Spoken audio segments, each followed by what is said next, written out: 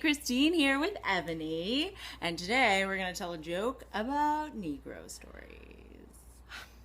An old colored preacher was warning his parishioners about sin. Sin, he said, is like a big dog. There's a big dog of pride, and the big dog of envy, and the big dog of gluttony, and finally, brothers, there's the big dog of sex. Now, folks, you gotta kill those big dogs before you're ever gonna get to heaven. It can be done, I know, 'cause I've done it. I killed the big dog of envy, and the big dog of pride, and the big dog of gluttony, and yes, brethren, I killed the big dog of sex. A small voice rose from the rear of the church. Brother, are you sure that last dog didn't die a natural death?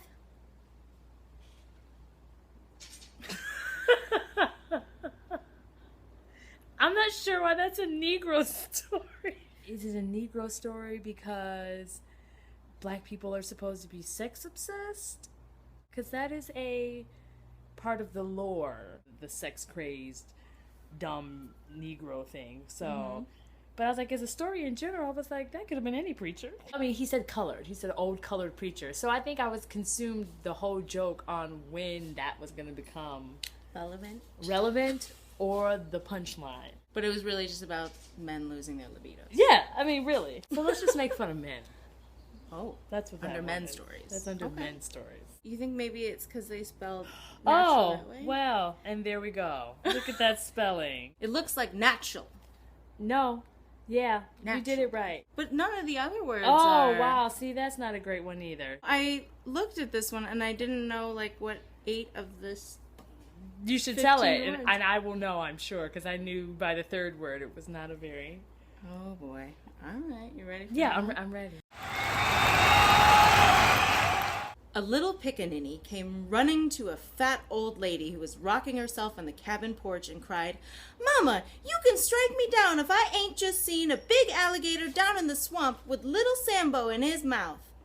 The old lady continued her rocking and called out, Ain't I been telling you, F, that something has been catching them chillin'? Wow. Racism at its finest. I don't understand a lot that's happening in this Okay, show. So a pickaninny is a black child who is tattered, not well kept. Little Rascals, the one little black character that kind of like had crazy hair, buckwheat, was kind of considered a pickaninny. Sambo is super negative, and that's like with blackface and caricatures and things like that, with like the big lips and the big eyes, like that whole character thing. Oh. They had an actual like name. Old of ladies. course, she's a fat old lady because, you know, mammies are big, fat black women. Her response, instead of being horrified, is, I knew something was eating the children. The joke showed a lack of respect and lack of concern for black life. You're replaceable, you're dispensable, and you're not of value. Like, oh, that kid's gone, that's okay. Total, like, you don't count. Yeah. You don't count. Ain't I been telling you, F, that something been catching them children? Like, that's super hardcore. Let's make fun of the uneducated Negroes. That one qualifies as a Negro story. Negative Negro story. For